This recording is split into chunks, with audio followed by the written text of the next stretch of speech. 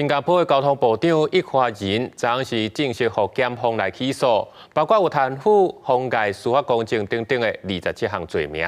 不过，易华仁伊是早一步新事迹，佮否认有不法的行为。这嘛真做是新加坡近40年以来上严重的贪腐案件，大大去影响到执政党清廉的形象。 Any comments today about what you're facing in the court today? 交通部长易华仁进入法院进前无回答记者任何问题，伊面对贪污利用公务的方便讨贵重礼物等27项罪名，互人正式起诉。迄天伫法庭，伊否认全部的罪名，核准以80万块新加坡币，相当是代票1880万交保。后一届开庭是3月7日。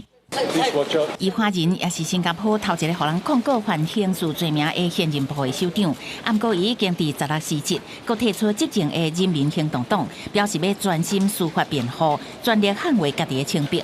总理李显龙18发声明，表示已经接受伊的辞呈。易华仁已经同意退行为去年7月调查以来所领的政府薪水。易华仁是伫去年7月，互反贪调查局调查加州店的好野人王明星做伙逮捕。这个案伊互人控告。 收王明星超过16万新加坡币，约卖375万台票，来暗助王明星伫真侪项比赛活动合约得到商业利益。王明星是甲 F1 以及风城式赛车引进新加坡早大出名的亿万好野人。易华仁阁涉嫌收 F1 新加坡大赛奖、英超卡球赛，也甲伦敦西区剧院门票这礼物。这个案件毋但影响执政的人民行动党清廉的形象，恐惊也互一向清廉出名的新加坡的国际名声受影响。 新加坡目前伫国际透明组织年度清廉印象指数是世界排名第5。